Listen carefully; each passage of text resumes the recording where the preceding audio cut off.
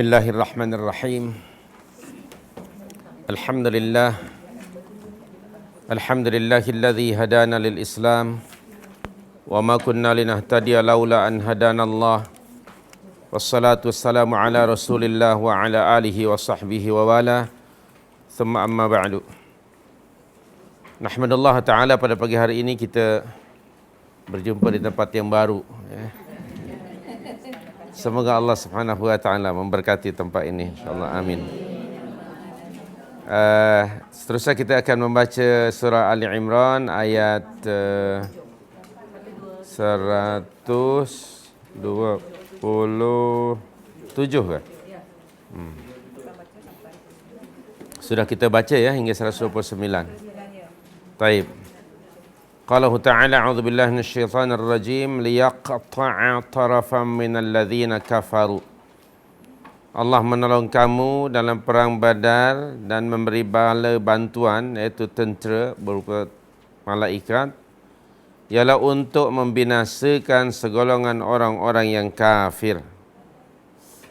Ayat ini menjelaskan kepada kita tentang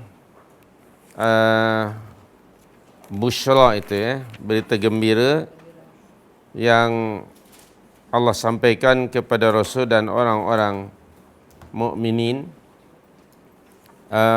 dengan bantuan 3,000 para malaikat itu dan kemudian 5,000 tujuannya antara lain ialah hikmah dan hujjah atau alasannya liyaqta'a tarafan minal ladzina kafaru. Dan dengan pertolongan Allah, Rasul dan tentera Islam mendapat kemenangan dan terbunuhlah pada peperangan tersebut 70 orang pemimpin Quraisy, dan juga ada di antara mereka menjadi tawanan juga bilangannya 70 orang. Nah, ini maksud liyaqta'a, asal kalimah qata'a itu yakni mencantas ataupun memutuskan. Maksudnya di sini ialah untuk membinasakan tarafan minal ladzina kafaru, sebagian saja. Dan yang terbunuh adalah tokoh-tokoh mereka, antaranya Abu Jahal la'natullah alaih. Dan pada ayat ini Allah menggunakan kalimah kafaru. Okey. Tarafan minal ladzina kafaru. Tidak lagi disebut minal ladzina asyraku, orang-orang musyrik. Sebaliknya kufur. Kenapa? Ia dahulu mereka musyrikun. Lalu baginda sallallahu alaihi wasallam menyeru mereka untuk mentauhidkan Allah. Namun mereka malah justru mengingkarinya. Mengingkarinya, seruan tersebut, bahkan memerangi Rasul. So, sikap ingkar itulah yang disebut kufur. Sikap ingkar itulah yang disebut dengan kufur. Oleh itu, setiap orang kafir itu musyrik. Tapi tidak semestinya orang musyrik itu kafir. Jadi, kalimah kufur itu setelah dakwah disampaikan. Setelah orang musyrikin diseru kepada tauhidillah, lalu mereka mengingkari, menentangnya, barulah mereka dipanggil kafir. Di Malaysia kadang-kadang ada orang cakap ya, non-Muslim dipanggil itu orang kafir, bukan orang kita, dia orang kafir. Saya kadang-kadang bertanya, apa kita sudah menyampaikan dakwah Islamiah kepada mereka hingga mereka reject? Kalau mereka reject, barulah maknanya kafir. Jadi di sini mesti disampaikan dahulu dakwah Islamiah. Mesti disuruh dahulu mereka kepada tauhidillah. Seru dahulu. Kama qala ta'ala, banyak sekali dalam ayat Al-Quranul Karim, ud'u ila sabili rabbik. Okay, dan surah 16 125. Serulah oleh kamu manusia ila sabili rabbik, ke jalan Rabbmu. Seru manusia pada tauhidillah. Seru manusia pada ibadatillahi wahdahu la syarikalah. Itu ud'u ila sabili rabbik.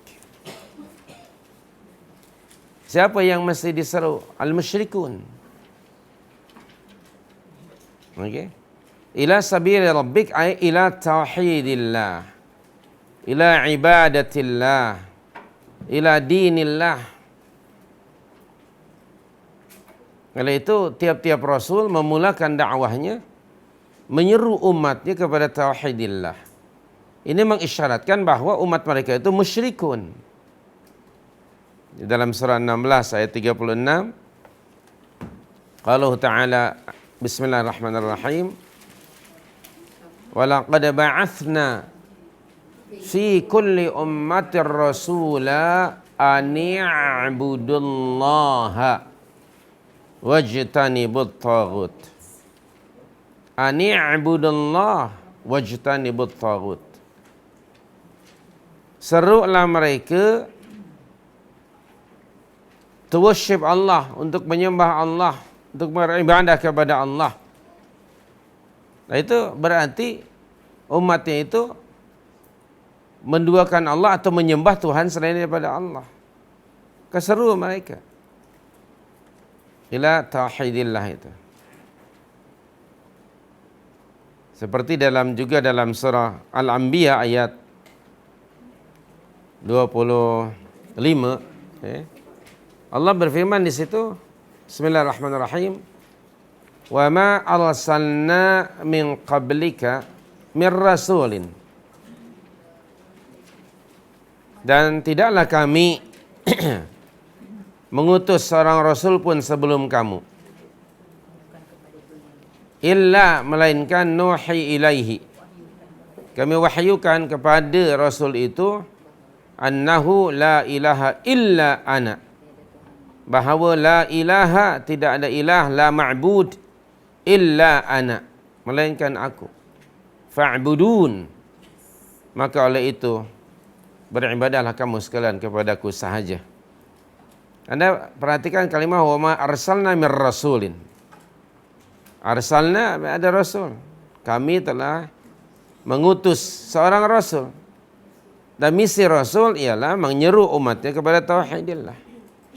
Jadi ini mengisyaratkan sebenarnya umat para rasul yang disuruh kepada tauhid, mereka dahulunya musyrikun. Bila sudah sampai seruan ini, maka minhum mu'minun wa minhum kafirun. Ada sebagian mereka yang beriman dan ada pula yang kafir. Baru. Jadi setelah sampai seruan, barulah manusia dibagi pada dua. Imma kafir wa imma mu'min. Nah, sebelum disampaikan seruan tauhidillah, mereka musyrikun. So di sini balik pada surah Ali Imran 127, minal ladzina kafaru. Tidak lagi menggunakan syirik.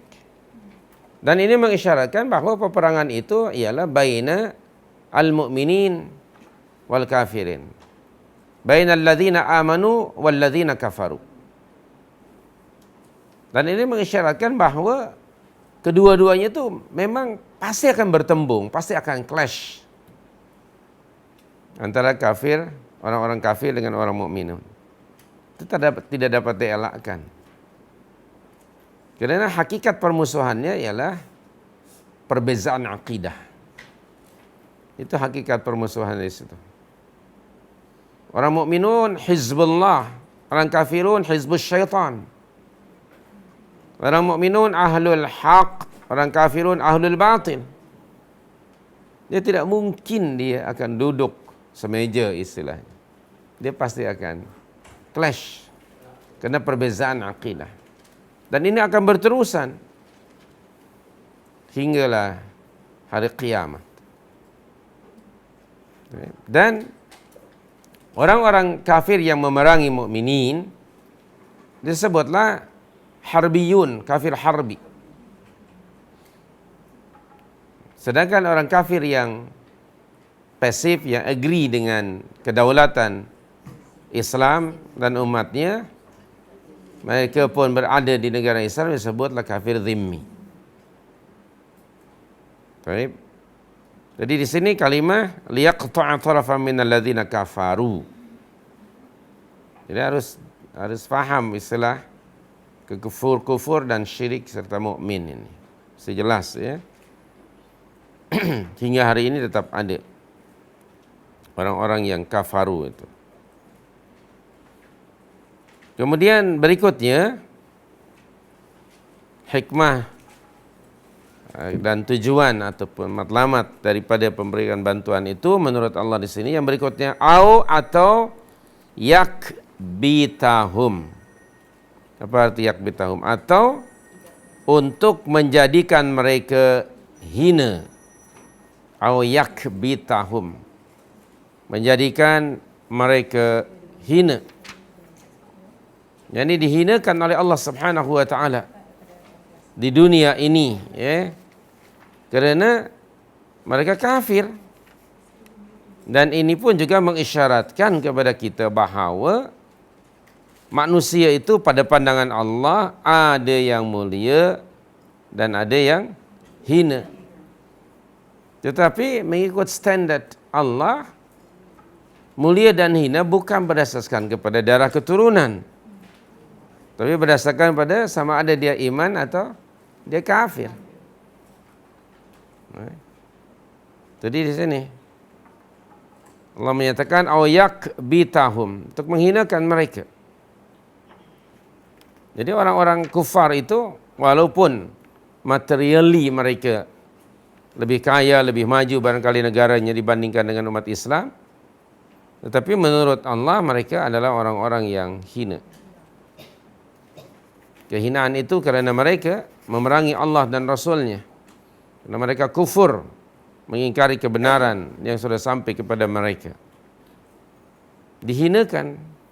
Dan khusus untuk merujuk pada perang Uhud ini, betapa Allah menghinakan pemimpin-pemimpin mereka. Antaranya mereka sekalipun tenteranya ramai dan persediaan mereka sama ada al-adad, bilangan atau al-udad atau alat-alat peperangan begitu hebat dibandingkan dengan mukminin, dihinakan oleh Allah dalam bentuk apa? Mendapat kekalahan. Dikalahkan oleh Allah.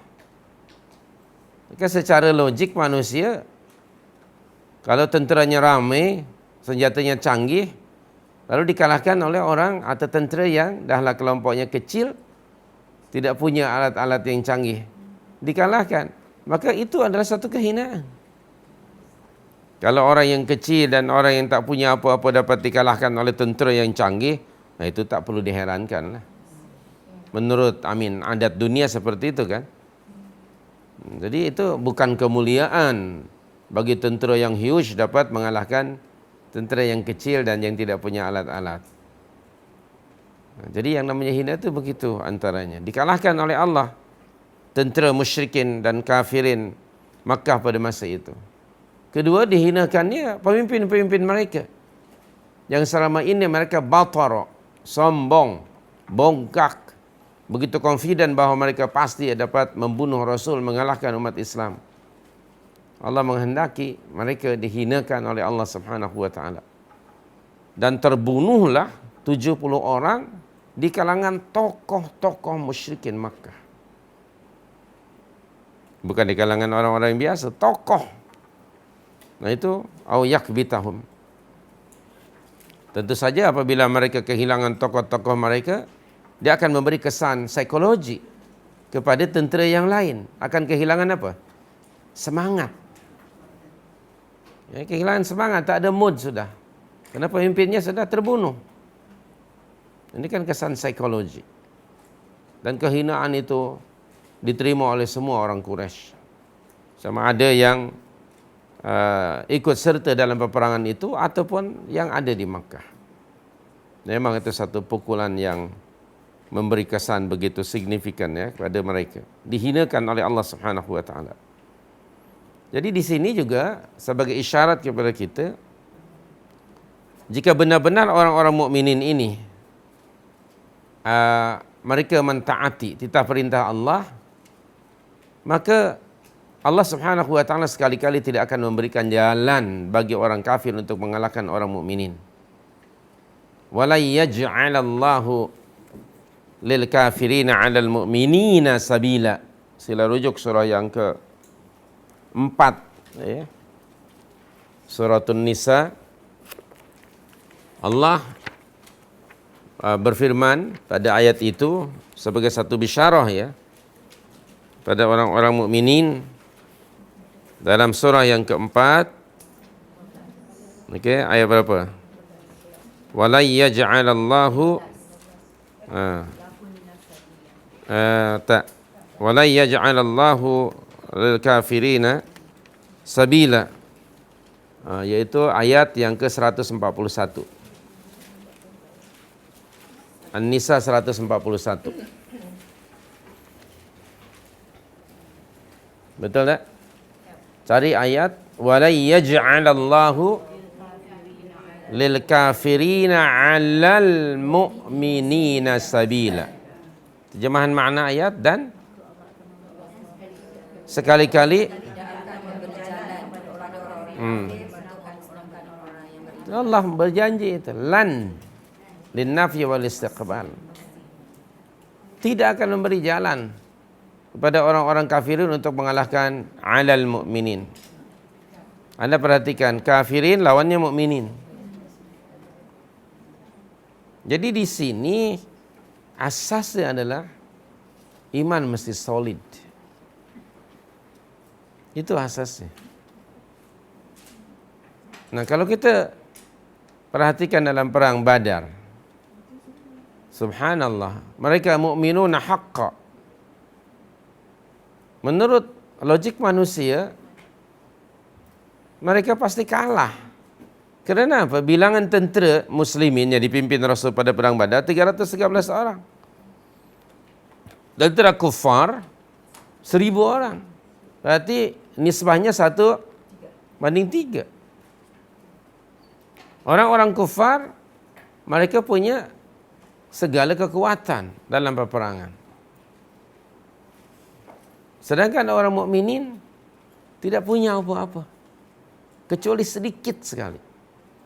Kuda pun hanya 2 ekor berganti-gantian. Kebanyakan mereka jalan kaki. Senjata istilahnya apa yang ada lah. Parang kontot pun barangkali dibawa lah. Mereka untuk menakutkan. Mereka hanya apa saja dibawa lah. Subhanallahil karim. Dan perjalanannya jauh dari Madinah ke Badar. Ia berlaku pada bulan Ramadan. Okey, tidak disebut Ramadan kecuali merujuk pada cuaca yang amat sangat panas. Terik matahari sangat panas.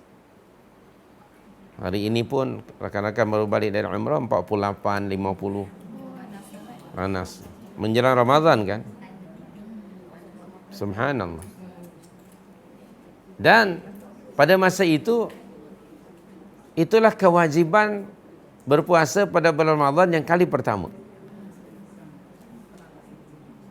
Dan belum ada rukhsah, belum ada facility to break off their fasting. Subhanallahil karim. Jadi kekuatan yang ada adalah spiritual aspek, bukan material dan fizikal. Inilah sebetulnya kekuatan umat Islam yang sebenarnya. Quwwatul iman. Kekuatan hubungan dengan Allah yang solid, yang mantap. Pada zaman kita, justru inilah kelemahannya. Sekalipun umat ini dari sudut bilangan ramai, 1 point something billion. Tapi ghutha, kama qala Rasulullah, ka ghutha isail. Macam buih. Dan tidak punya kekuatan apa. Puncanya ialah iman itu. So, that is why program yang terpenting adalah Macam mana nak taqwiyatul iman, strengthening. We have to strengthen iman. Menguatkan iman itu. Barangkali orang punya pandangan, apa lagi yang dikuatkan? Kita sudah mukmin pun. Dan sebenarnya kalau kita mau jujur, barangkali kita baru muslim. Belum mukmin. Nyaris keadaan kita hari ini sama, hampir sama dengan orang-orang Arab Badui yang pernah menghadap baginda SAW dan menyatakan keimanan mereka 14 abad atau 15 abad yang lalu. Tapi dinafikan oleh Allah, kamu belum beriman. Kamu hanya baru muslim. Dalam surah Al-Hujurat ayat 14 ya. Qalatil a'rabu amanna. Orang-orang Arab Badui datang menghadap Rasul dan berkata, amanna, kami telah beriman. Qul, sampaikan oleh kamu wahai Rasul kepada mereka, lam tu'minu, sebenarnya hakikatnya kamu belum beriman. Walakin qulu aslamna, tapi ucapkan oleh kamu, kami baru Islam, baru surrender jadi Islam. Kenapa? Walamma yadkhulil imanu fi qulubikum. Kenapa? Iman belum lagi masuk, meresap di dalam jiwamu, dalam hatimu. Nyaris kita sekarang ini, we are Muslim by chance, by birth. Okay? Pada amnya kan begitu. Saya Muslim hanya kerana lahir dalam keluarga Islam. Otok lah. Okay? Tetapi tidak faham. Tidak faham konsep iman yang pokok itu sendiri. Tidak kenal Allah. Kalau perkara yang asas dan dasar itu pun belum kokoh, maka bagaimana pula bangunan yang akan diletakkan di atas foundation yang rapuh itu? Maka tidak heran mengucap 2 kalimat syahadat tapi tidak salat. Jangan terperanjat kalau nanti bulan Ramadan Anda ke Jakarta, bawa saya ya, sekali lah gitu. Jangan heran, di Jakarta itu, kalau Anda nak pergi sekarang ini, minggu ini, dan minggu pertama, bulan Ramadan, sama aja keadaan. Ini bulan Ramadan ke, ataupun bulan Sya'ban. Sama saja, orang makan bebas. Itu di Indonesia. Maknanya Anda belum pergi kan? Jom kita bawa pergi. 2 kali trip, 2 trip ya, minggu ini, dan minggu pertama Ramadan ya. Tolong booking awal-awal, murah sikit. Booking awal-awal. Okay. Sebelum puasa dan pada bulan puasa. Kita pun tengok muka macam kita lah, Jawa lah. Di sana kan bingung. Artinya bagi Anda, okay, Melayu di Semenanjung akan rasa terheran-heran. Pelik. Itu dulu. Tapi di sini juga sudah mulai.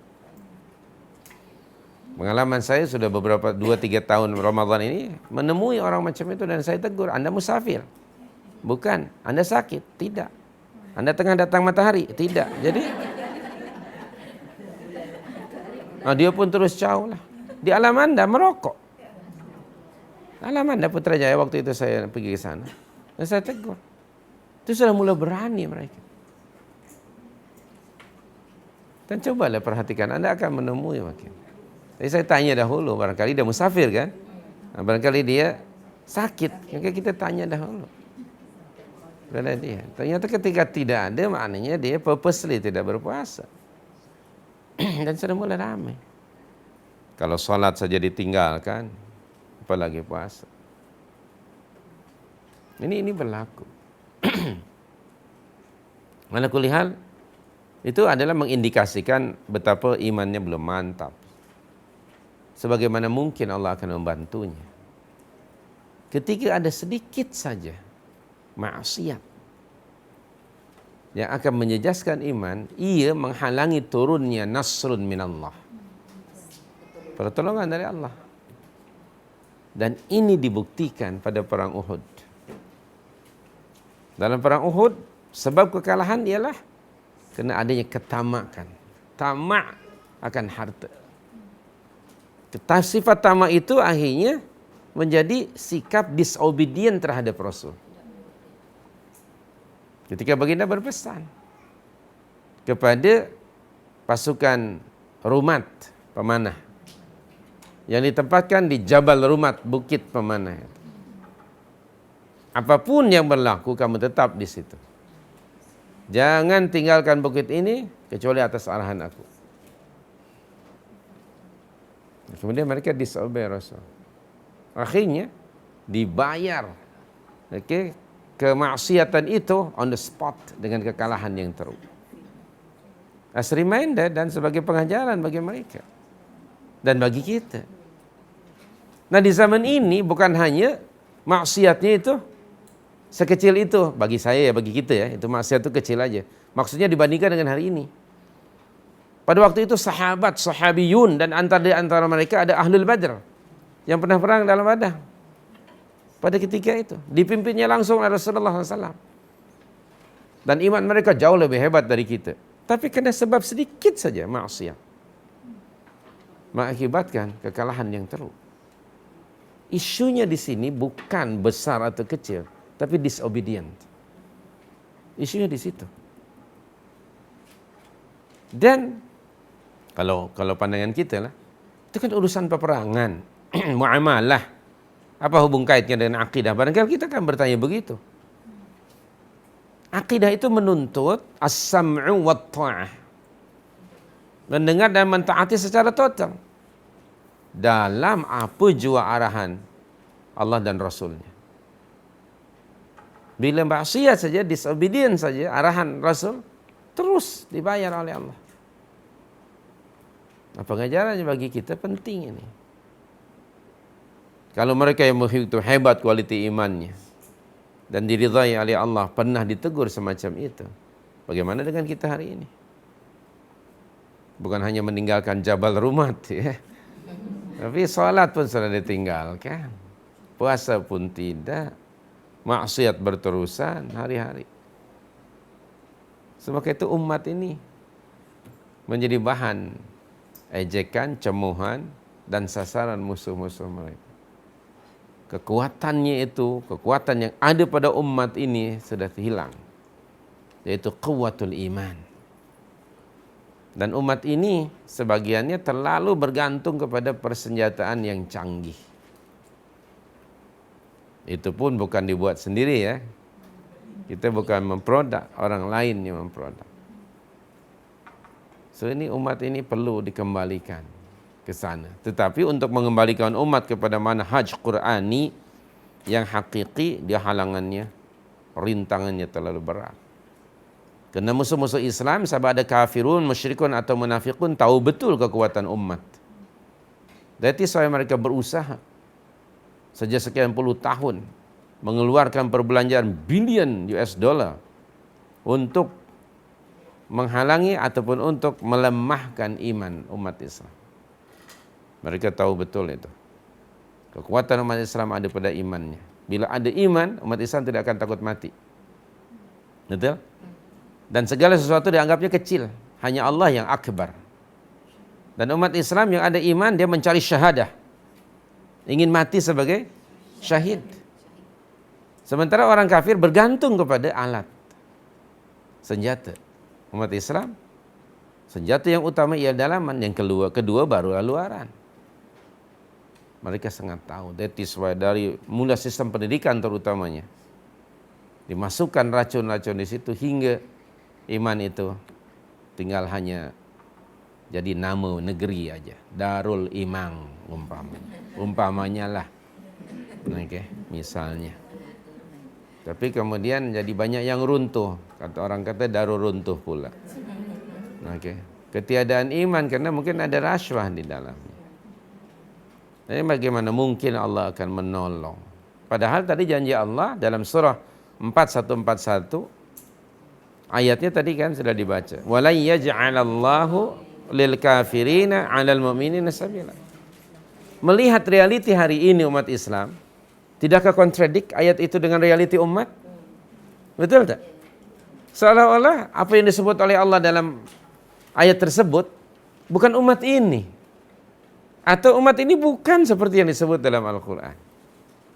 Kontradik. Totally kontradik. Nah, ketika berlaku seperti ini mengindikasikan umatnya yang turn away dan run away daripada manhaj Al-Quran. Al-Qurannya ada kan? Manhajnya ada. Yang tidak ada lah orang yang Quraniknya itu mukminin. Nyaris sama, hampir sama dengan keadaan orang-orang Yahudi di Madinah pada masa itu. Allah mengadreskan mereka dengan kalimah ya ahlal kitab. Itu tidak diadreskan melainkan kepada mereka, Ahlul Taurat atau Ahlul Injil. Dan di Madinah Ahlul Taurat. Ahlul Injil dia tinggal di Yaman ataupun di Najran. Kalau disebut ya Ahlul Kitab pada surah-surah Madaniyah lebih khusus kepada Ahlul Taurat. Mereka punya kitab Taurat. Tapi pengajaran kitab Taurat tidak ada dalam kehidupan mereka.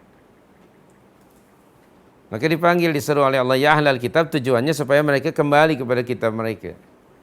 Jangan kitab itu hanya ada di atas rak saja, tapi tidak ada dalam kehidupan.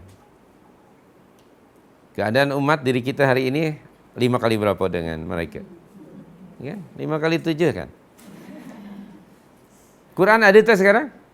Ada, tapi tidak ada di dalam kehidupan umat. Persis exactly macam mereka waktu itu. Ini diri kita. Ada Al-Qurannya, tetapi jauh dengan Al-Quran. Di zaman As-Sabiqun Al-Awwalun, 3 generasi yang baik itu kan, Anda tahu seorang pengembala kambing yang dirayu oleh Umar bin Khattab radhiyallahu anhu untuk menjualkan seekor kambingnya itu yang puluhan ribu. Kata Sayyidina Umar radhiyallahu anhu, jualkan ajalah. Tuan kamu kan tak ada di sini, dia di bandar di Makkah. Kan jauh daripada Makkah. Tuan kamu takkan tahu. Apa jawaban budak itu? Benar dia tidak tahu. Dia tidak melihat. Tapi bagaimana dengan Allah? Adakah Allah tidak tahu, tidak melihat? Ini apa? Menunjukkan bahwa Quran sudah ada di minda dan di jiwa mereka. Walaupun pada masa itu budak tadi tidak punya satu naskah pun Al-Quran. Karena di zaman itu Al-Quran hanya satu naskah yang telah dikompilkan di zaman pemerintahan Abu Bakar As-Siddiq. Di zaman Umar radhiyallahu anhu masih satu naskah. Dia rewrite, ditulis kembali di zaman Uthman radhiyallahu anhu. Tapi Al-Quran sudah ada. Spirit Al-Quran, makna Al-Quran, manhaj Al-Quran pada seorang pengembala kambing. Subhanallah, hari ini bagaimana? Jangan-jangan Quran itu dia pegang tapi dia berbohong. Dia bersumpah dengan Quran tapi dia berdusta. Ada tak? Aneh bin pelik ini. Jadi umat ini keadaan hari ini nyaris sama dengan Ahlul Kitab di Madinah pada masa itu. So kita mesti mengembalikan diri kita ke situ. Karena sudah terlalu jauh. Kalau nak benar-benar dibantu oleh Allah, maka mestilah kita memenuhi syarat-syarat yang ditetapkan oleh Allah untuk menjadi mukminuna haqqa. Usaha ini dia memang memakan masa. Okay? Tetapi kita tak boleh give up. Sebab itu janji dari Allah Subhanahu wa taala, dan Allah sekali-kali tidak akan memungkiri janjinya. Baik. So kita balik lagi pada surah Ali Imran. Hujung ayat 127, fayanqalibu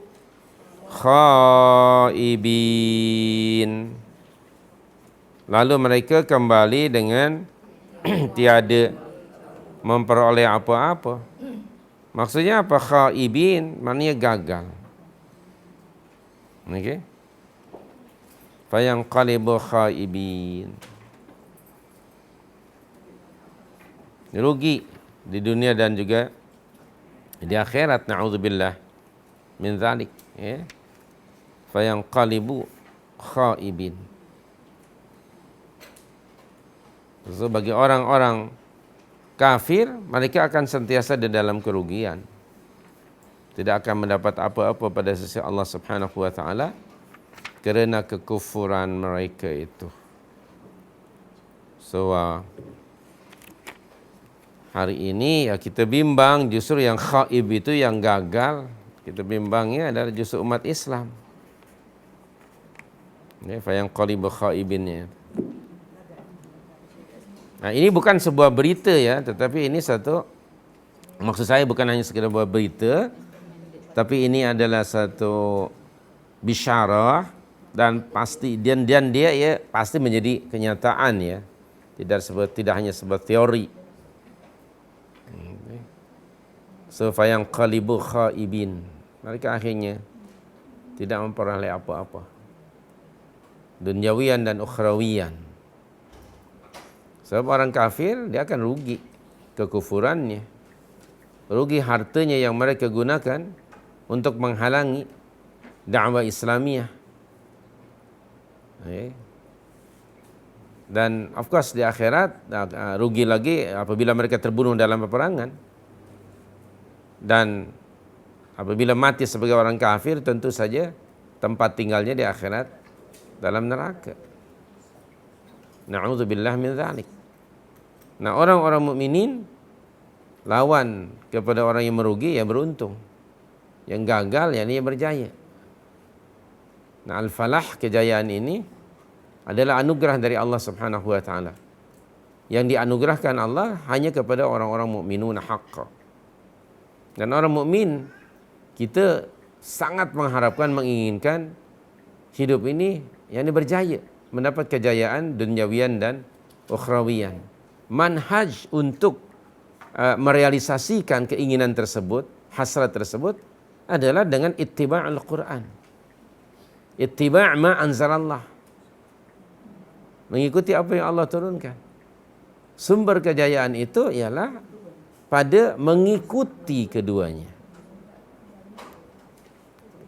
Sumber kejayaan ada pada ketaatan yang tidak berbelah bagi. Itulah dia al-falah. Dan banyak sekali di dalam Al-Quran kalimah la'allakum tuflihun. Terlalu banyak sekali. So, untuk mendapatkan al-falah hanya dengan cara mengikuti apa yang telah ditetapkan oleh Allah Subhanahu wa taala. Tunduk patuh dan taat kepada Allah dan Rasulnya. Berikutnya, nah. Khaib tidak. Kalau khasirin merugi, khaib itu gagal. Gagal mereka. Dan setiap orang yang khasir ya gagal, setiap yang gagal ya khasir kan. Cuman kegagalan itu kan lebih kesannya itu lebih mendalam ya, karena mereka berharap mendapat kemenangan. Mereka telah mengerahkan segala kemampuan yang ada. Tapi kemudian dikecewakan oleh Allah, dihinakan. Maka itu memberi kesan psikologi. Kalau orang merugi dalam konteks bahasa kita, dia kata okey, ini kali ini kita merugi. Tapi kadang-kadang kerugian itu memotivasi dirinya untuk belajar kan, tidak mau mengulangi kerugian dan akhirnya dia biiznillah akan berjaya. Ada maksud. Tapi kalau khaib memang sudah tak ada lagi lagi harapan, habis sudah di situ. Itu perbezaannya. Khaba ya, yakhibu qad khaba, maknanya merugi, gagal, hilang segala-galanya, tak peroleh apa-apa. Baik. Nah, orang mukminin tentu akan memperoleh dari sisi Allah Subhanahu wa taala keridhaan, maghfirah, nasr minallah dan sebagainya. Seperti yang Allah sebut di dalam surah 61 kan, ayat yang ke-13 itu. Wa ukhra tuhibbunaha nasrun minallah wa fathun qarib wa basyiril mu'minin. Nah itu. di dalam surah As-Saff ayat 13 itu. Dan ada yang lain selain yang dijanjikan oleh Allah kepada orang-orang mukminin di akhirat, di dunia ini. Tuhibbunaha, yang kamu menyukainya. Di sini di dunia ini, apa dia? Nasrun minallah. Bantuan pertolongan dari Allah hingga kamu dapat mengalahkan musuh kamu. Okay? Dan menegakkan agama Allah. Wa fathun qarib, dan kemenangan yang hampir menjadi realiti yang dekat. Wa basyir, dan berilah berita gembira, sampaikan berita gembira wahai Rasul SAW kepada siapa? Tengok sekali lagi kalimah mukminin disebut. Kenapa tidak disebut wa basyiril muslimin, wa basyiril indonesiyin? Tidak ada. Kan? Wa basyiril maliziyin tidak ada. Wa basyiril mu'minin. Kembali lagi pada asas itu. Asas iman itu. Ya. Taib. Ayat 128. Ya. Allah berfirman, laisa laka minal amri syai'. Tidak ada sedikit pun campur tangan dalam urusan mereka itu. Ada nota kaki di bawah. Menurut riwayat Al-Imam Al-Bukhari rahmatullahi alaih, mengenai turun ayat ini, kerana Nabi SAW berdoa kepada Allah Subhanahu Wa Taala agar menyelamatkan sebagian tokoh-tokoh musyrikin dan membinasakan yang lainnya. Allah menyatakan laisa laka minal amri syai'. Tidak ada sedikit pun campur tangan kamu dalam urusan mereka itu. Atau au yatuba alaihim, atau Allah menerima taubat mereka, atau yu'adzibahum, atau Allah akan mengazab mereka, fa innahum zalimun, kerana sesungguhnya mereka itu orang-orang yang zalim. Jadi soal memberi keampunan dan azab itu hak prerogatif Allah. Nabi tidak punya authority sallallahu alaihi wasallam dalam hal itu. Okay. Baginda sallallahu alaihi wasallam ini seorang insan yang punya perasaan sangat halus dan belas kasih Rasul, subhanallah, melampaui belas kasih manusia pada amnya, hingga Allah meminjamkan kedua sifat dan nama Allah, yaitu Rauf dan Rahim, dalam surah 9 128 yang Anda semua sudah hafal. Subhanallah, Raufun Rahimun. Seolah-olah seakan-akan Allah meminjamkan sifat itu kepada baginda. Itu untuk menyatakan apa? Mubalaghah. Sifat kasih baginda, belas kasihnya kepada umat manusia amnya, watma kepada mukminin, sangat memang berlebihan. Okey. Sehingga disebut di situ mukminin kan.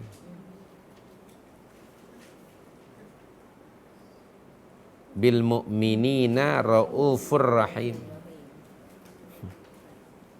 Tidak disebut bil muslimin atau atmar, bil Indonesian, tidak. Bil mu'minin raufur. Hatta kepada tokoh-tokoh musyrikin yang memeranginya sekalipun, tetap Rasulullah mengharapkan semoga mereka insaf, sedar, dan mengharap agar Allah Subhanahu wa taala menerima taubat mereka. Itu hanya sekadar keinginan. Nah, coba kita tiru sifat Rasul ini, yaitu baginda itu tidak mendahulukan judgment. Sebaliknya punya sifat ingin semua orang itu selamat. Sifat ini harus ada, berusahalah setiap mukmin untuk meniru itu. Ingin Kalau dirinya terselamat, dia ingin juga menyelamatkan orang lain. Jadi berarti di sini tidak ada sifat ego, selfish, tidak ada. Lebih-lebih lagi kalau seorang da'i, seorang pendakwah, dia menginginkan, kalau dia tahu kebaikan, dia ingin saudaranya yang lain juga tahu kebaikan itu. Kalau dia melakukan sesuatu yang baik, dia pula ingin orang lain pun melakukannya. Selalu sikap dan sifat da'i ilallah itu seperti itu. Dan dia tidak harsh, dia tidak mendahulukan judgment, dia mendahulukan bayan, explanation, clarification, menyuruh orang, menyelamatkan orang, disebut inqadhun nas minan nar di hujung ayat 103 dari surah 3 itu yang sudah kita baca sebelum ini. Fa anqadhakum minha, itu hujung ayat, hampir hujung ayat 103 surah 3. Fa anqadhakum minha. Jadi dari anqadha root wordnya ialah inqadh, alif nun qaf alif dzal. Inqadhun maknanya menyelamatkan, to save the people dari terjerumus ke dalam neraka. Itu sifat dan sikap da'i. Inqadhun nas minan nar. Okay? Mengajak orang selalu kepada yang ma'ruf, mencegah orang daripada perbuatan mungkar. Begitulah baginda mengharapkan ketika itu. Tetapi wallahu a'lam, Allah lebih tahu, tidak tepat hasrat itu. Tidak tepat masa dan tempatnya. Kenapa? Ya sekarang di medan perang, bukan di medan dakwah. Sekarang itu medan pertembungan sudah. Bukan lagi explanation, bukan lagi clarification, tidak lagi diharap. Tetap di sekarang sudah bertembung. As-silah bis-silah, senjata dengan senjata. Orang kafir, mereka memerangi orang Islam karena nak mempertahankan manhaj kekufuran mereka.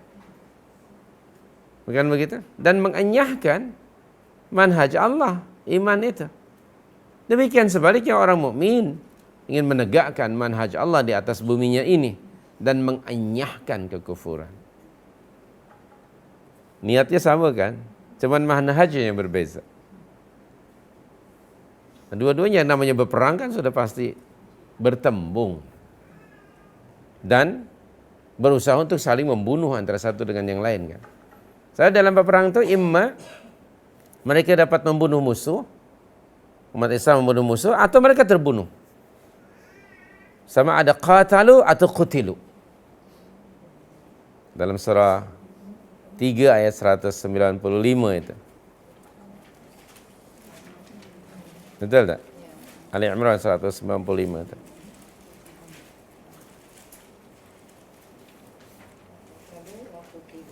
Bukan, ada tak ayat itu? Itu dia. Nah itu.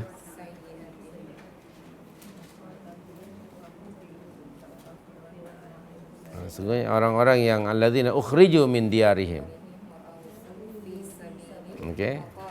Wa udzu fi sabili wa qatalu wa qutil. Sama ada mereka qatalu membunuh musuh atau qutilu, atau mereka maktul terbunuh. Dua-duanya bagi umat Islam ialah kejayaan. Kalau mereka dapat membunuh, mengenyahkan orang kafir, kejayaannya apa? Menegakkan kalimatullah. Kerana berperang fi sabilillah itu litakuna kalimatullahi hiyal ulya. Itu tujuan fi sabilillah. Untuk supaya kalimat Allah itu tertegak dengan tegak, mulia di atas muka bumi ini. Wa kalimatul kufri hiya sufla. Sistem kufur itu hina, berada di bawah. Itu tujuannya. Bukan semata-mata untuk menjajah, menghina manusia, tidak. Itu bezanya antara al-qital fi sabilillah dengan al-qital fi sabili yang lainnya lah. Atau Apabila mereka berperang, mereka maktul, terbunuh. Apa kejayaannya? Kalau terbunuh, mereka mendapat syahadah, menjadi syahid. Dan mereka juga mendapat kemenangan pada sisi Allah Subhanahu wa ta'ala. Jangan kamu menyangka orang yang terbunuh pada jalan Allah itu mereka mati. Sebenarnya mereka ahya, hidup inda rabbihim yurzaqun.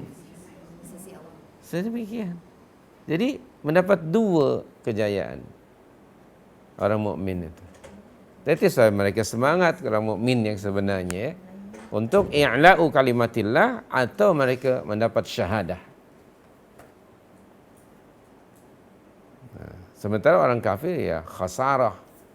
Faqad khaba wa sara wa khasarah. Pasti. Naam. Tapi kalau dalam perang macam ni, walaupun sudah bertemu kafir dengan iman, tapi kalau dia masa perang tu dia angkat, dia Surrender. ketika nak surrender lah, tapi dia whether we don't know whether dia suka taktik atau tidak, tapi dia mengucap syahadah pun dia tak boleh bunuh kan. Apabila benar dia mengucap syahadah, tidak boleh lah. Tapi artinya di situ bukan lagi untuk berdakwah. Ada satu peristiwa dalam peperangan, seorang musyrik, yang mengucap syahadah lalu tetap dibunuh oleh Khalid bin Walid. Tapi Khalid bin Walid kan tidak berdakwah waktu itu. Ayo kamu masuk Islam. Itu maksudnya. Yang tidak bukan masa untuk menyuruh mereka ke dalam Islam. Tetapi ada orang yang memang dia mengucap syahadah. Nah, Khalid bin Walid sebagai manusia biasa dan tidak tahu pun niat orang atau Rasul pun, dia tetap saja waktu itu membunuhnya. Kenapa? Bagi Khalid bin Walid, karena suasananya kan dalam peperangan. Nah, dalam peperangan jangan-jangan orang ini mengucap dua kalimat syahadat untuk menyelamatkan dirinya daripada pedang aku. Bukan begitu kan? Nah, tetap dia bunuh. Tapi peristiwa itu ketika diketahui dan didengar oleh Nabi SAW, Rasulullah menyatakan kepada Khalid, halla syaqaqta sadrah. Kenapa kamu bunuh orang yang sudah mengucap dua kalimat syahadat? Dan kamu pandangan kamu bahwa dia mungkin berpura-pura atau to protect himself daripada pedang kamu. Kenapa kamu tidak belah aja dadanya? Ini tujuannya Rasul ialah kita hanya menghukum pada yang nampak pada zahirnya dia mengucap syahadat. Jadi orang yang mengucap syahadatain tidak boleh dibunuh hatta dalam peperangan. Jadi konteksnya tadi bukan dakwah. Nah, Rasulullah ini kan tetap dia kena perasaannya halus. Kemudian ya Allah engkau ampunkan sajalah Abu Jahal and the gang tu. Keinginannya kan bagi seperti itu. Yatuba alaihim, jangan diazab mereka. Nah, itu ketika itu Rasulullah sudah masuk dalam hak dan urusan Allah. Maka Allah segera menegur, itu bukan laisa laka minal amri syai'. Jadi Nabi sudah interfere ya di situ. Ini sudah melampaui had. Maka Allah tegur. Ditegur oleh Allah Subhanahu wa taala. Sifat tersebut. Kenapa? Masa dan tempatnya bukan di situ.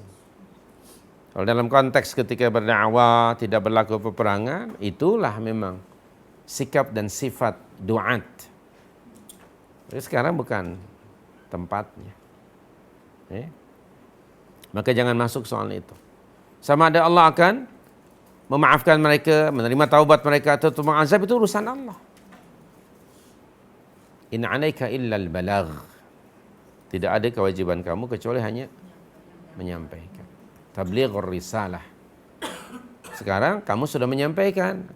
Selama ini kamu sudah menyampaikannya, menjelaskannya, dan mereka malah menentang kamu, mengingkari kebenaran.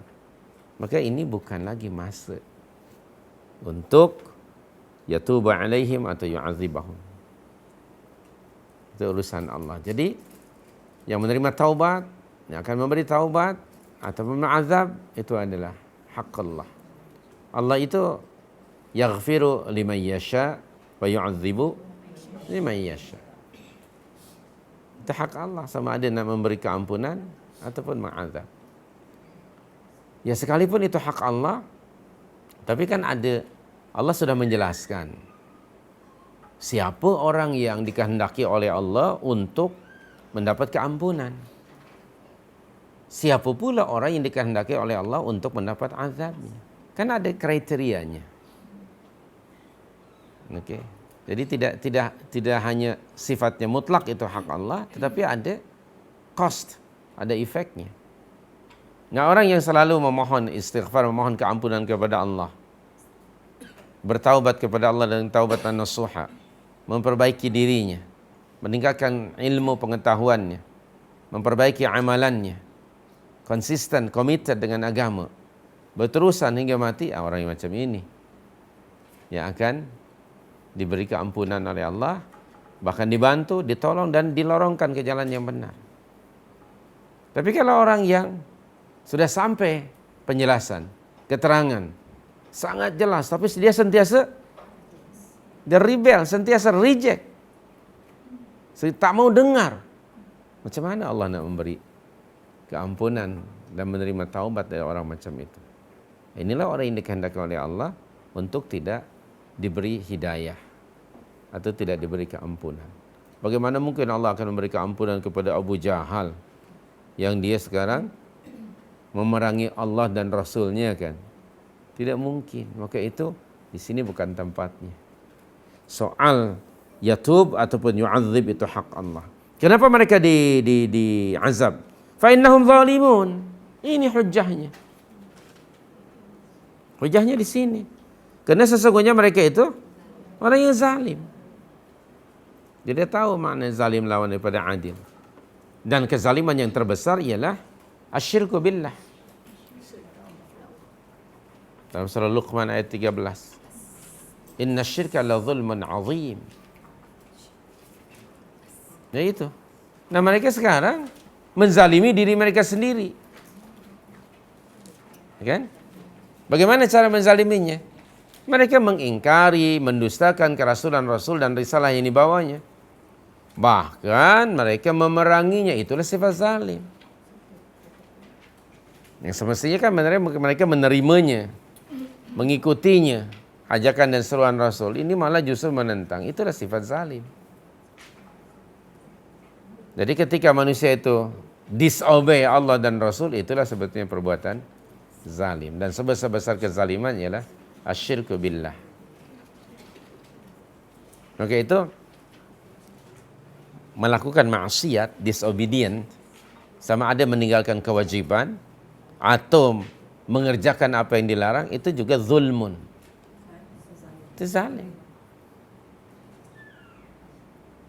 Adam dan Hawa alaihimassalam, mereka melakukan maksiat, melanggar apa yang ditegah oleh Allah.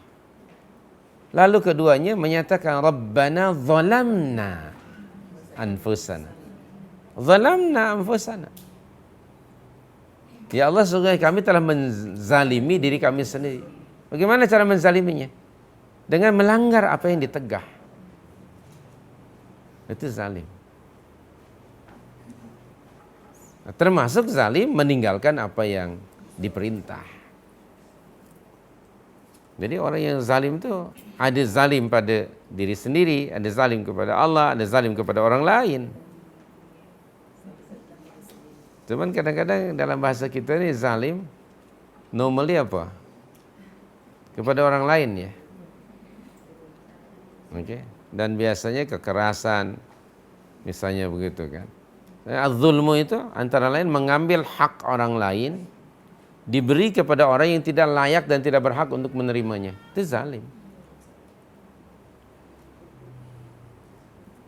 Katalah ni sekedar contoh.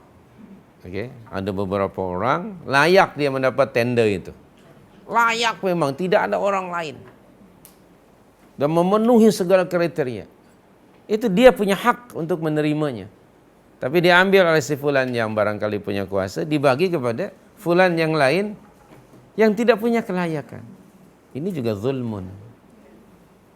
Ini zalim jelas. Mengambil hak si fulan yang dia sudah berusaha memenuhi kriteria-kriteria yang ada kan. Dan memang secara di atas kertasnya dia tidak mungkin akan di-rejected kan. Tapi ternyata dia tidak mendapatnya dan dibagi pada orang yang modalnya hanya RM2 ke? Sementara proyeknya 2 bilion kan, aneh ini. Dia skru pun tak ada. Sebuah skru pun tak ada. Ya ilahi. Sementara yang ini segala-galanya ada. Zalim. Ini perbuatan zulmun. Dan ketika seorang bertanya kepada Rasul, "Ya Rasulullah, mata sa'ah?" Bilakah hari kiamat akan berlaku? Baginda menjawab, "Idza wussidal amru ila ghairi ahlihi fantadhir sa'ah." Apabila satu urusan diberi kepada orang yang bukan kepakar, bukan ahlinya, maka tunggulah kehancuran. Hari ini berlaku. Subhanallah. Hari ini berlaku. Dan sedang nampak, kita melihat, mendengar, membaca.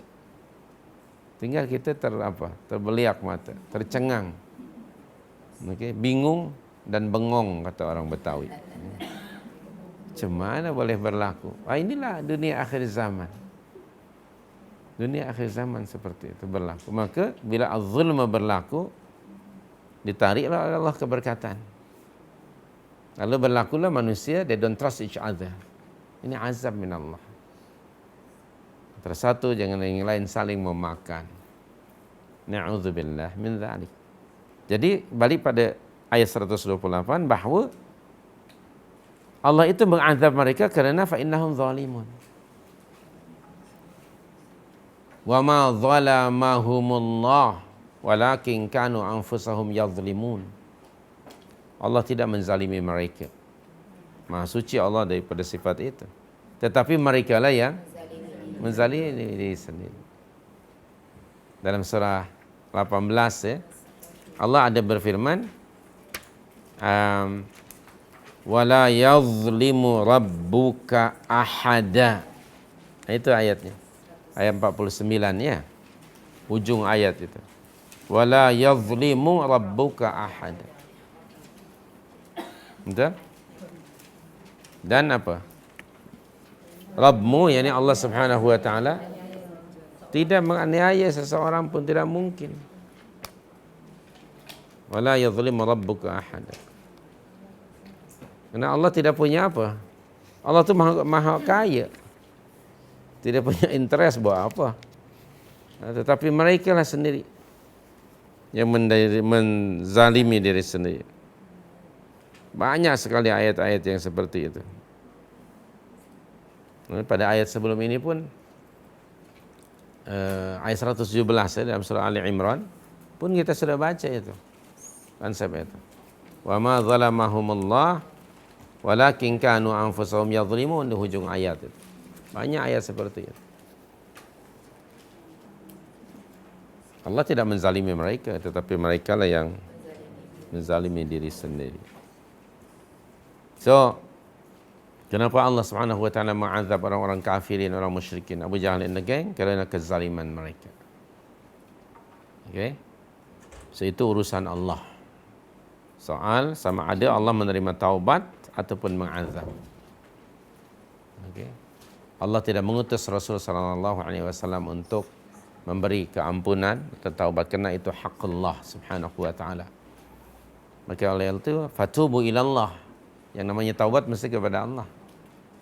Dan dalam taubat ada istighfar, meminta maghfirah, keampunan. Dalam taubat mesti ada istighfar. Tidak semestinya dalam istighfar itu ada taubat. Itu sebab didahulukan istighfar baru ada taubat. Seperti dalam surah Hud ya, ayat 3, wa anistaghfiru rabbakum thumma tubu ilaihi. Nah itu ayatnya. Betul tak? Surah 11 itu. Ayat yang ketiga. Apa bunyi ayatnya?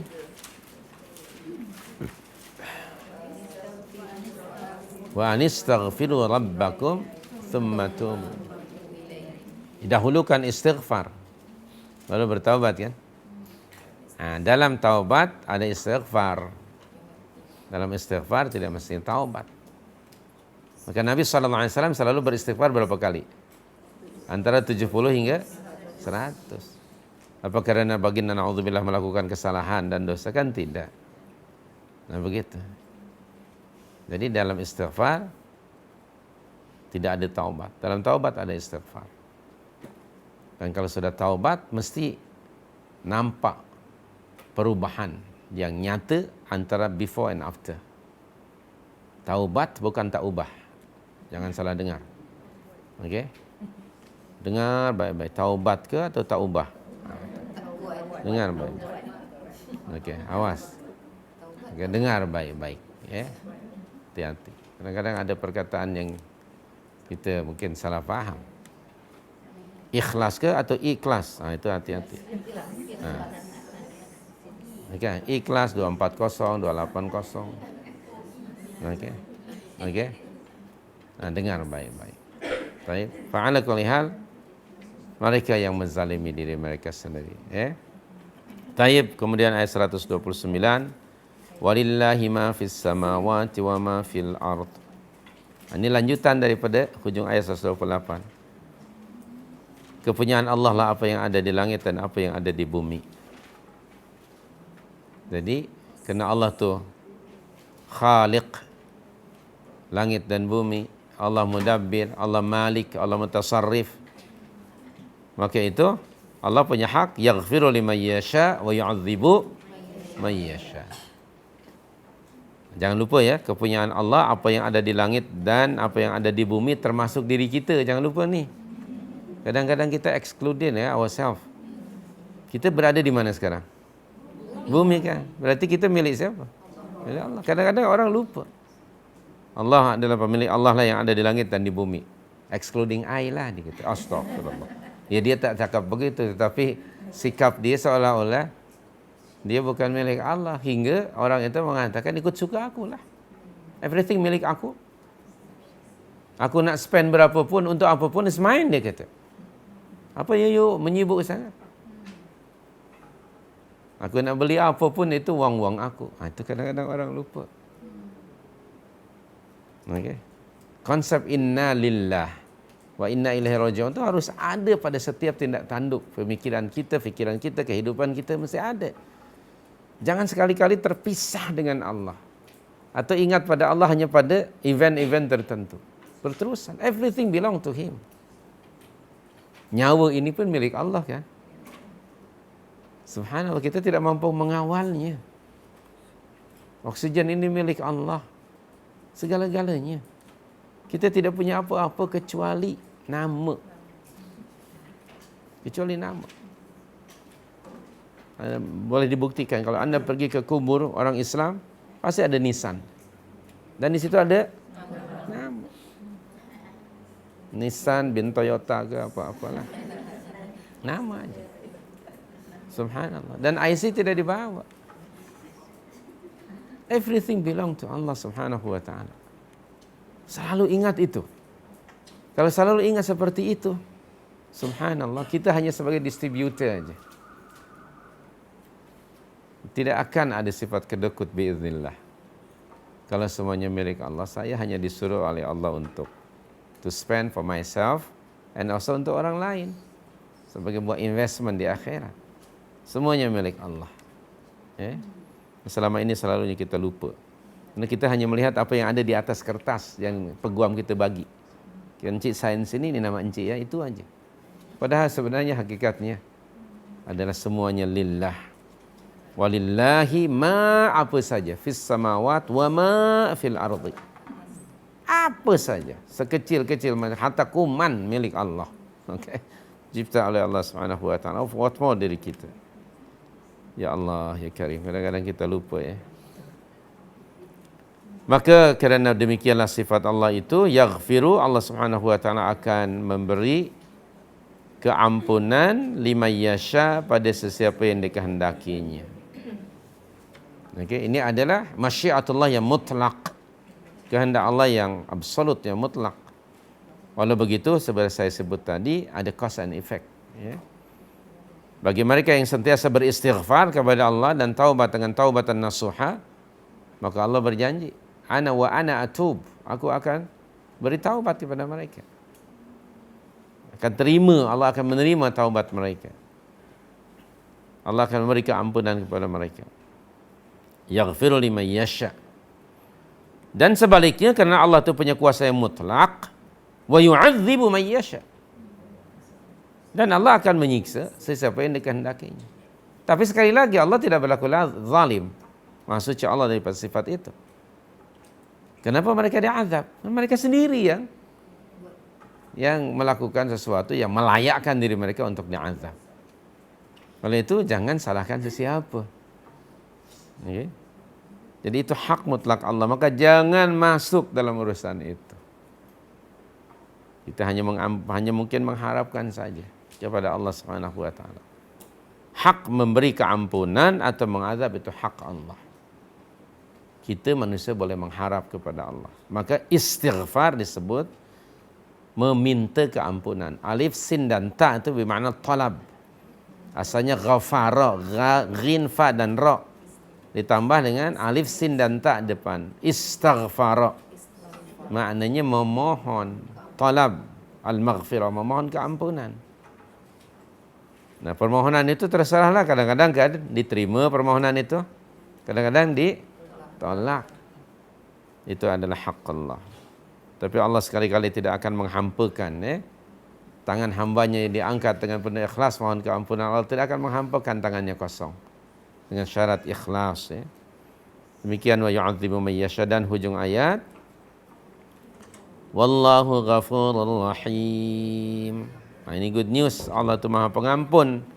Nah, itu sesuai dengan yaghfiru. Maka sifatnya ialah ghafur. Yu'adzibu rahim. Allah Maha Penyayang. Artinya apa? Sekalipun orang-orang di hamba-hamba Allah di atas muka bumi ini hari-hari bergelimang dengan dosa dan kesalahan, tapi Allah tetap saja beri dan penuhi keperluan mereka. Artinya tidak instantly kalau orang buat salah kemudian Allah azab. Kalau Allah menghendaki, tidak ada siapa pun yang dapat menghalanginya. Kalau tidak kerana rahmat Allah dan karunia-Nya kepada kamu, niscaya tidak ada seorang pun di antara kamu selamat. Kenapa?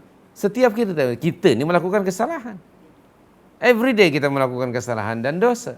Kalaulah every time kita melakukan dosa on the spot Allah kenakan azab, tidak akan ada orang yang selamat. Subhanallah ya karim. Itu rahim.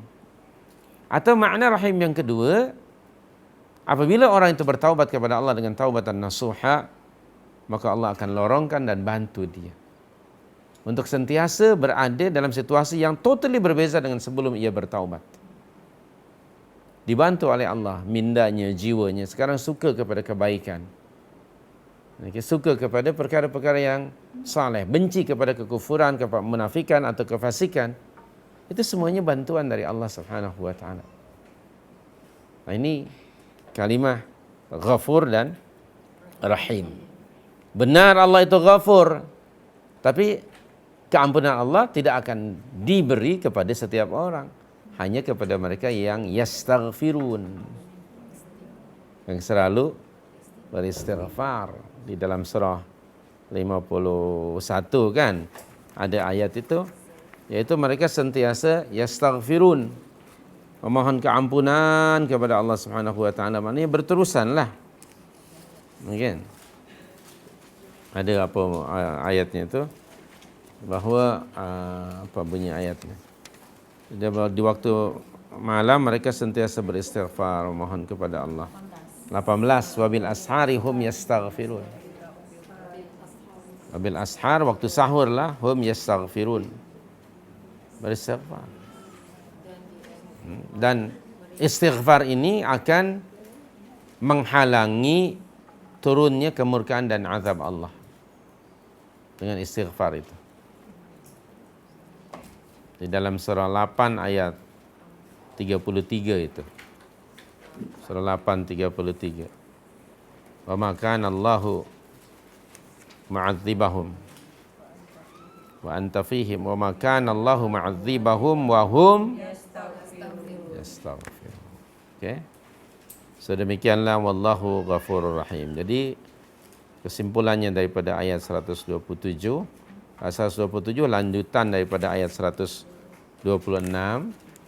yaitu hikmah Allah memberi bantuan. Okey. untuk mengenyahkan orang-orang kafir, untuk menghinakan mereka. Kemudian pada ayat 128, memberi taubat atau mengazab itu hak mutlak Allah Subhanahu wa taala. Kita hanya mengharap kepada Allah. Dan 129, bahawa segala sesuatu termasuk diri kita ini milik Allah. Kalau diri ini pun milik Allah, maka segala apa yang ada pada kita, yang milik kita di atas kertas, sebenarnya dia pun adalah hak Allah. Dialah yang memberi dan dia pula yang akan mengambil. Sedangkan nyawa ini pun dari Allah. Antara ucapan ta'ziah yang Rasulullah ajarkan, walillahi ma akhadha walahu ma a'ta. Bagi Allah lah kuasa mengambil dan memberi. Okay, dan Allah kalau menghendaki untuk memberi, tidak ada siapa pun yang dapat menghalanginya. Bila Allah menghendaki untuk tidak memberi, tidak ada siapa pun yang dapat menghalanginya. Kalau Allah tak mau memberi sesuatu, tidak ada seorang yang dapat memaksanya. Allahumma la mani'a lima a'tait wa la mu'tiya lima mana'at. Silakan.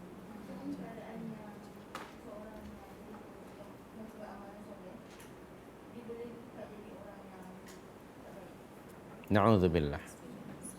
Selama manusia ini hidup, kenapa kita orang mukmin selalu membaca ihdinas siratal mustaqim tidak kurang 17 kali? Kerana itu tadi, tidak ada jaminan seseorang itu terus saleh dan meninggal dalam keadaan seperti itu. Ingat ada kisah Barsisa itu, seorang ahli ibadah di kalangan Bani Israel. Tidak selama, that is why kita mohon hidayah dan taufik kepada Allah itu tidak kurang dari 17 kali.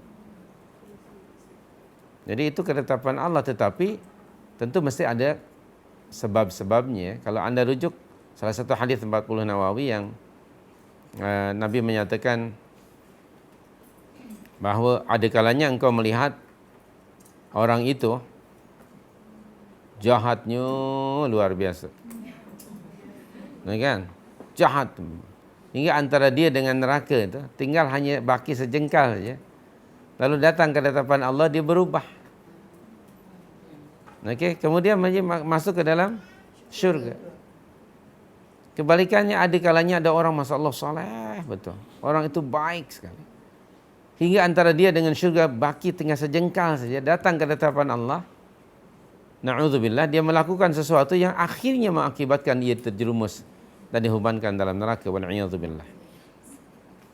Jadi ini yang pertama, bahwa kita tidak boleh menghukum soal syurga dan neraka. Kita hanya menghukum pada apa yang nampak. Keduanya, segala sesuatu itu dikawal sepenuhnya oleh Allah. Kemudian walau begitu, tetap Allah itu menjelaskan pada kita kriteria-kriteria orang yang akan menjadi ashabun nar dan ashabul jannah. Kemudian ketetapan Allah, tidak ada siapa yang dapat menghalangi dan mengubahnya. Namun, kata Rasul ketika ditanya oleh para sahabat yang mendengar hadis itu, kalau begitu, apa fungsinya amal? Buat apa beramal? Tunggu saja hingga injury time, last minute, terserah ketetapan Allah. Apa kata Rasulullah? Fakullun muyassarun bihi au kama qala sallallahu. Tiap-tiap orang akan dimudahkan oleh Allah, dilorongkan ke jalan itu. Menurut sunnatullah, kalau orang yang biasanya selalu istiqamah, insya Allah berakhir pun dengan penghujung yang baik. Di sini peranan doa selain usaha. Apa dia? Allahumma khtim lana husnul khatimah. Jadi usaha dengan doa.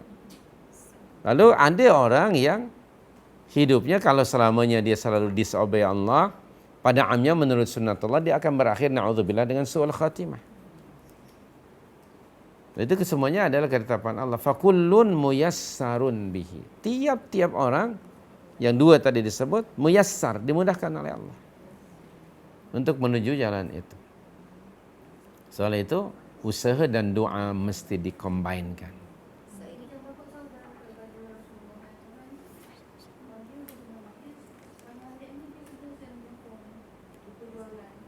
Ya. Ya. Asas yang utama iman dahulu. Okey, Abu Talib dia tidak beriman. Dia ada jasa kepada Rasul. Kerana beliau Abu Talib yang menjaga, memelihara Rasul sejak usia 8 tahun. Abu Talib pula yang sponsor menikahkan Rasul. Maksudnya, yakni dia yang sibuk waktu nikah dengan Khadijah. Jasanya. Dan ketika Nabi menjadi Rasul, kedudukan sebagai YDP diambil kira oleh musuh-musuh Rasul. Hingga orang tidak berani mencuit Rasulullah selama Abu Talib masih hidup, kerana dia selalu mempertahankan. Hanya saja Abu Talib menyayangi Rasul dan mempertahankan Rasul setakat badannya sebagai anak saudara, bukan sebagai Rasul Allah. Okey? Dan dia mati akhirnya dalam keadaan musyrik, kerana selama hidupnya Abu Talib tidak pernah mengucapkan syahadatain, dan Rasulullah menziarahi dia ketika dia going to die. Dan diajak untuk sehingga last minute of his lifetime, diajak mengucapkanlah kalimat tauhid la ilaha illallah.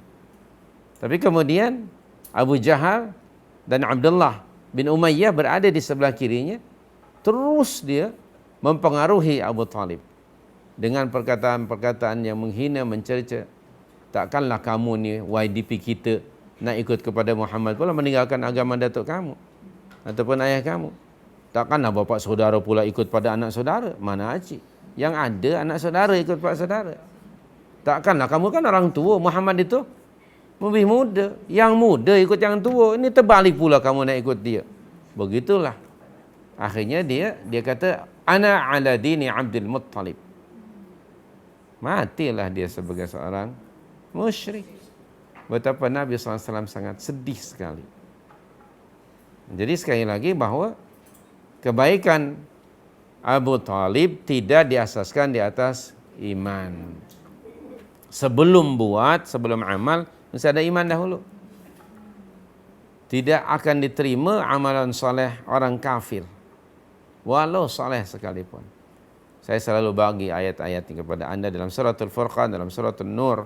Ada itu ayatnya, bahawa Allah Subhanahu wa taala sekali-kali tidak akan menerima amalan orang-orang yang kafir itu. Dalam surah 24 ayat 39 dan dalam surah 25 ayat yang ke-23. Nah itu. Jadi didahulukan iman, barulah amal.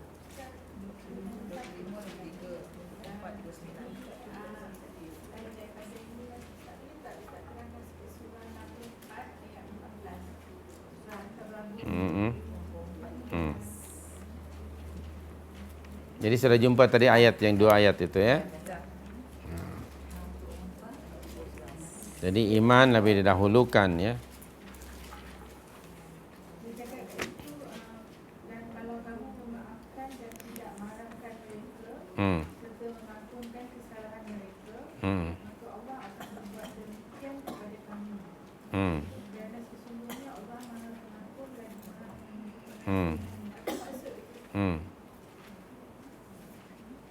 Baca dari awalnya dahulu. Okey. Ya ayyuhallazina amanu inna min azwajikum wa auladikum aduwwan lakum fahdharuhum. Jadi kadang-kadang suami, isteri dan anak ini menjadi musuh, penghalang.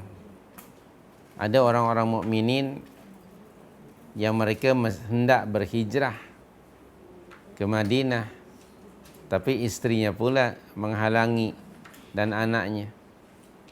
Takkanlah you nak tinggalkan kami di sini. Suami apa engkau ni? Iyalah ayah ni ayah apa? Begitulah menghalang. Di antaranya anda ikut sebab nuzulnya nanti. So itu menjadi adu. Nah bagi kita hari ini kadang-kadang suami ataupun isteri pun menjadi musuh. Suami ingin kepada kebaikan, isteri pula nak melarang. Okey, misalnya. Okey. Suami nak datang ke kelas, isteri pula nak pergi ke Mid Valley umpamanya.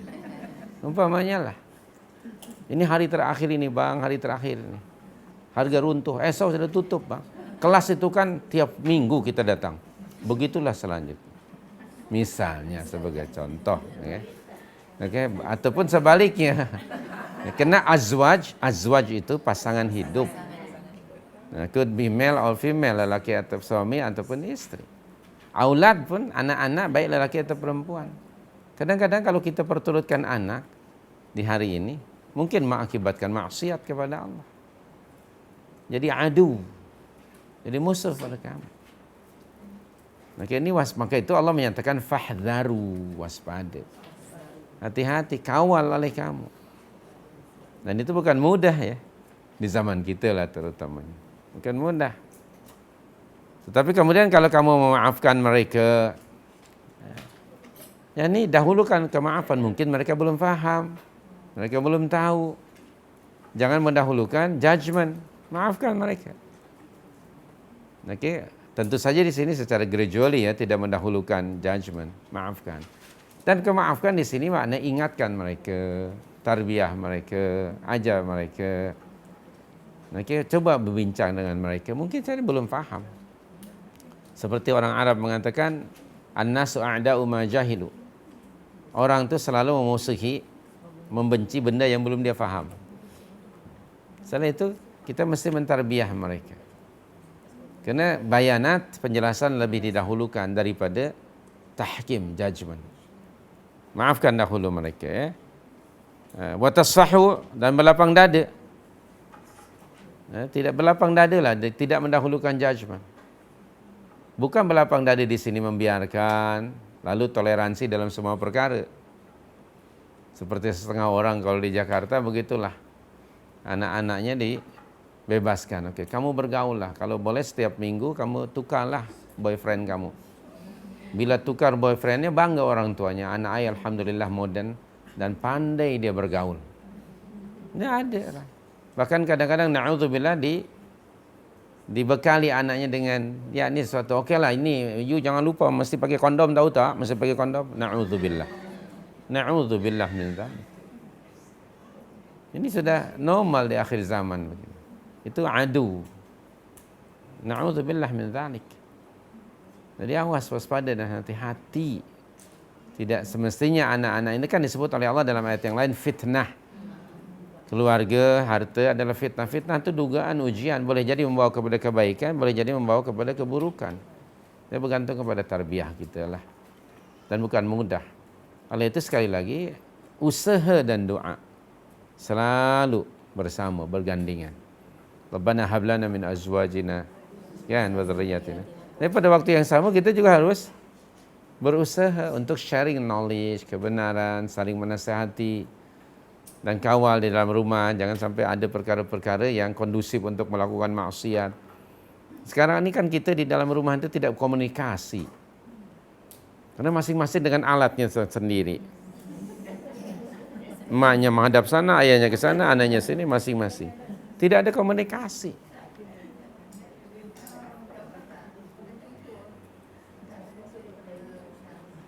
Tak dengar saya, Mak.